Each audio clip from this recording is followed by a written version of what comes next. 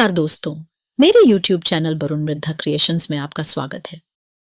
Ward-Leonard method क्या होता है, इस लेक्चर में हम लोग समझेंगे। वॉर्ड-लियोनार्ड मेथड एक टाइप का स्पीड कंट्रोल मेथड होता है जिसके हेल्प से डीसी मोटर के आर्मेचर वोल्टेज को वेरी करके स्पीड को कंट्रोल करते हैं। डीसी मोटर के स्पीड को कंट्रोल करने के लिए डिफरेंट मेथड्स का यूज कर सकते हैं, जैसे armature resistance control method, field flux control method. और इस लेक्चर में आर्मेचर वोल्टेज कंट्रोल मेथड को समझेंगे, जिसको वॉर्ड-लियोनार्ड मेथड भी बोला जाता है। और लास्ट में टॉर्क पावर कैरेक्टरिस्टिक और इंपॉर्टेंट इक्वेशंस को देखेंगे। टॉपिक काफी इंफॉर्मेटिव है, वीडियो को लास्ट तक देखें।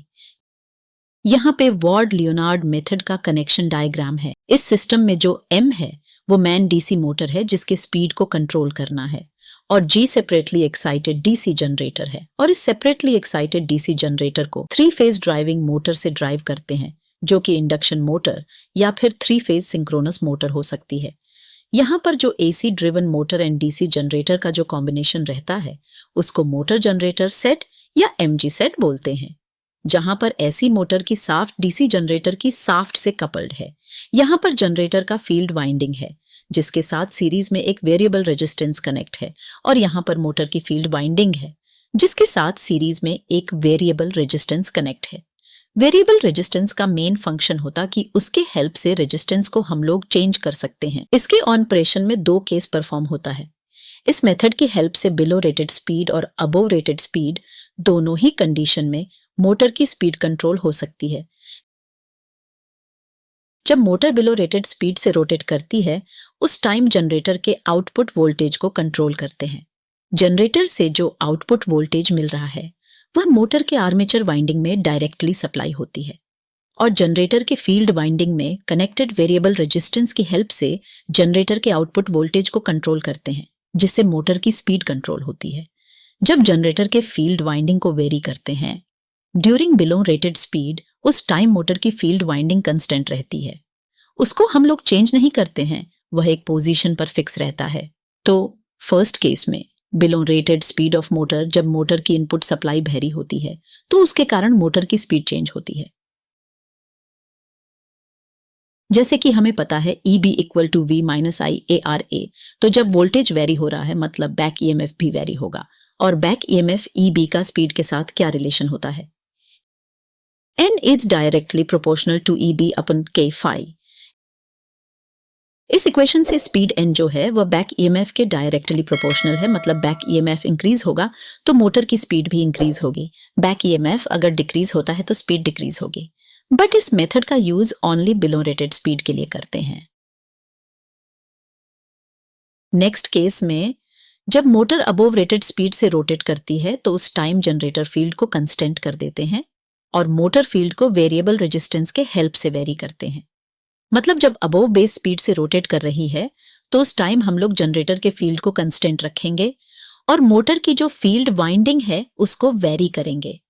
और रियोस्टेट के हेल्प से जब मोटर फील्ड वाइंडिंग में रेजिस्टेंस को इंक्रीज करेंगे तो फील्ड वाइंडिंग में करंट रिड्यूस होगी, जिससे फील्ड फ्लक्स फाई भी रिड्यूस होगा, और फ्लक्स रिड्यूस होने से डीसी मोटर की स्पीड जो है वह इंक्रीज होगी।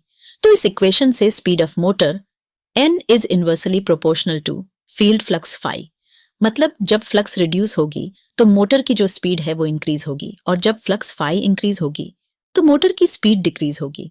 इस तरह से फ्लक्स को कंट्रोल करके हम लोग मोटर के स्पीड को अबोव रेटेड स्पीड पे कंट्रोल कर सकते हैं। फर्स्ट केस में क्या हो रहा था, जो मोटर थी वह बिलो रेटेड स्पीड से रोटेट हो रही थी। उस टाइम आर्मेचर करंट IA जो है वो कंस्टेंट होती है। और टॉर्क को अगर देखें तो T = K phi F × IA। First case में आर्मेचर करंट कंस्टेंट है और मोटर की फील्ड वाइंडिंग को कंस्टेंट रखते हैं, सो फ्लक्स भी कंस्टेंट होगी। जब फ्लक्स और आर्मेचर करंट कंस्टेंट होती है तो टॉर्क भी कंस्टेंट मिलता है। इसलिए मोटर की स्पीड को जब बिलो रेटेड स्पीड पर हम लोग कंट्रोल करते हैं तो उसको कंस्टेंट टॉर्क मेथड भी बोलते हैं, क्योंकि इस टाइम हम लोग मोटर की आर्मेचर करंट और फील्ड फ्लक्स दोनों को कंस्टेंट रखते हैं। अब टॉर्क को अगर कंस्टेंट बोल रहे हैं तो पावर का एक फार्मूला होता है, P = T × ओमेगा। T का मतलब टॉर्क और ओमेगा मतलब स्पीड ऑफ मोटर। तो इस इक्वेशन के हिसाब से पावर ओमेगा के डायरेक्टली प्रोपोर्शनल होगा, मतलब पावर को अगर आप इंक्रीज करेंगे तो मोटर की स्पीड भी इंक्रीज होगी। हमें ये पता है, power P equal to VT minus IA। Motor की आर्मेचर वाइंडिंग में जो वोल्टेज अप्लाई हो रही है उसको VT बोलते हैं, और जो आर्मेचर करंट IA है वो कंस्टेंट होती है। तो जो पावर है वो VT के डायरेक्टली प्रोपोर्शनल होगा। जब टर्मिनल वोल्टेज को इंक्रीज करेंगे तो पावर भी इंक्रीज होगा, और जब VT को डिक्रीज करेंगे तो पावर भी डिक्रीज होगा। और इस इक्वेशन के हिसाब से पावर ओमेगा की डायरेक्टली प्रोपोर्शनल है, तो पावर डिक्रीज होने से मोटर की स्पीड भी डिक्रीज होगी। मतलब टर्मिनल वोल्टेज रिड्यूस होने से पावर भी रिड्यूस होगा, साथ ही मोटर की स्पीड ओमेगा भी रिड्यूस होगी। इसलिए इस मेथड को constant torque variable power method बोलते हैं जब मोटर बिलो रेटेड स्पीड से ऑपरेट होती है। सेकंड केस में जब अबोव बेस स्पीड से और रेटेड स्पीड से मोटर रोटेट होती है, इस टाइम भी आर्मेचर करंट IA कंस्टेंट होती है और फील्ड फ्लक्स को वेरी करते हैं। Since T is equal to K phi IA है, IA कंस्टेंट है, तो जो टॉर्क है वो फील्ड फ्लक्स के डायरेक्टली प्रोपोर्शनल होगा। तो फील्ड रेजिस्टेंस को इंक्रीज करके फील्ड फ्लक्स को जब रिड्यूस करेंगे तो टॉर्क भी रिड्यूस होगा, और power P is equal to T omega होता है। साथ ही हमें पता है P is equal to VT into IA है। IA पहले से कंस्टेंट है और इस बार टर्मिनल वोल्टेज कंस्टेंट रखते हैं, मतलब अबोव रेटेड स्पीड पर सप्लाई वोल्टेज को भी फिक्स कर देते हैं। और टर्मिनल वोल्टेज और आर्मेचर करंट IA जब कंस्टेंट है तो इस टाइम पावर भी कंस्टेंट हो जाता है। इसलिए जब मोटर अबोव रेटेड स्पीड पर ऑपरेट होती है और उस टाइम जब हम लोग मोटर की स्पीड को कंट्रोल करते हैं, तो उस टाइप के मेथड को constant power and variable torque method बोलते हैं। ये रहा वॉर्ड लियोनार्ड मेथड का टॉर्क पावर कैरेक्टरिस्टिक। जैसा कि आप लोग देख सकते हैं, बिलो रेटेड स्पीड पर जब आर्मेचर वोल्टेज को कंट्रोल करते हैं तो उस टाइम टॉर्क कंस्टेंट रहता है और स्पीड के साथ पावर वेरी करता है।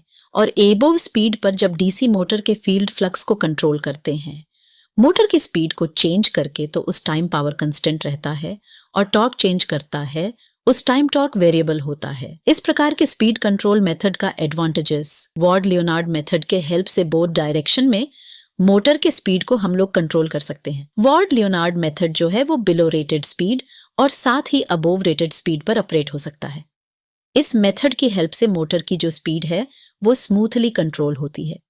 इसमें जो हम लोग separately excited DC generator use कर रहे हैं, उसको ऑपरेट करने के लिए अगर प्राइम मूवर में हम लोग ओवर एक्साइटेड सिंक्रोनस मोटर का यूज करेंगे तो सिस्टम का पावर फैक्टर इंप्रूव होगा। इसमें 2 एक्स्ट्रा मशीन रिक्वायर्ड होती है, इसलिए जो सिस्टम है वह थोड़ा कॉस्टली हो जाता है।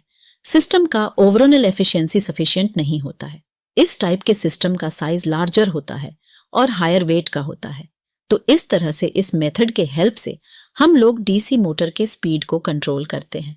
तो इस तरह से कोई भी टॉपिक को अगर आप इजी वे में समझना चाहते हैं तो चैनल को सब्सक्राइब कर लें और बेल आइकन को भी प्रेस कर लें। धन्यवाद।